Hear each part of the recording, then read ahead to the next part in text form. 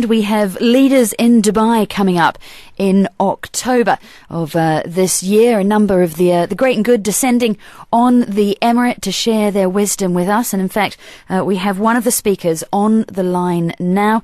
Jack Perkowski is going to be speaking at Leaders in Dubai in October. He is the author of a book called Managing the Dragon, How I'm Building a $1 Billion Business in China. And he's speaking to me now. Jack, good morning. Thanks for joining us. Pleasure to be with you, Brandy. Well, let's start with the title of your book. How are you building a $1 billion business in China? Well, basically, I came here about 20 years ago and started in 1994 to build a major business in the automotive components business. At the time, I saw that China would have, one day have a very large automotive business, which it now has, and that a key part of it was going to be the component sector. And because the traditional players in that industry around the world were slow to come to China, I saw an opportunity and essentially set out in 1994 to do that, and built a company called Simco Technologies, which is now a $500 million company, so we're halfway there, that has 17 factories and 12,000 employees all over China, selling primarily to the rapidly growing China market. So, and the book really talks about my experiences of how I decided to go to China after having had no experience in the country before, how I went about the process of building the business, some of the problems we faced, most important being how to develop a very strong local management team. And then it talks about some of the things that I see going forward as the China economy develops and kind of what that holds for the rest of the world. Well, with a Simco at the $500 million mark at the moment, what do you plan to do to hit the $1 billion stage? Well, in China, the growth is very quick, and so if you can simply stay very close to your key customers and grow with them, then you have a chance to have above average kind of growth rates. Generally we look at having a growth rate and an organic growth rate of 15 to 20% is not really being unrealistic, because the market is growing fast, and if you have a good product and if you're providing good service to your customers, then you can gain market share. So getting those kind of growth rates without acquisitions and so forth, is something that is possible in China. But of course, acquisitions can play a role as well. Well, you have just started up a new firm in China, a merchant banking firm that's going to be helping companies to enter the Chinese market. Tell me about that. Well, essentially, I built Simco from scratch beginning in 1994 and built it into the company it is today, and I've run it for the last 15 years. This year, though, I started JFP Holdings, which is a merchant bank for China. And what I wanted to do was to really take advantage of the 20 years I spent on Wall Street before I came to China, to take advantage of my investment banking experience, and at the same time take advantage of the 15 years that I've spent, learning how to do business and how to build a major enterprise in China. So the new company really is designed to take advantage of those two parts of my experience. And essentially, when companies want to come to China and take advantage of the China market, what they need to do is develop a strategy for China, because you can't simply take your products or your technology or strategy as is from another part of the world, because China's in a different place economically. So we help them develop a strategy that's tailored to the China market. We help them to implement that strategy, and then where needed, we also can help them to get access to the capital they need. So it's really meant to be able to provide to a company that wants to bring their products and technology to China all of the resources they need to do that. And it's really drawing on the over 30 years of experience that I've had both on Wall Street and in China. What separates the winners from the losers when it comes to playing in the Chinese market? What do those who do well do?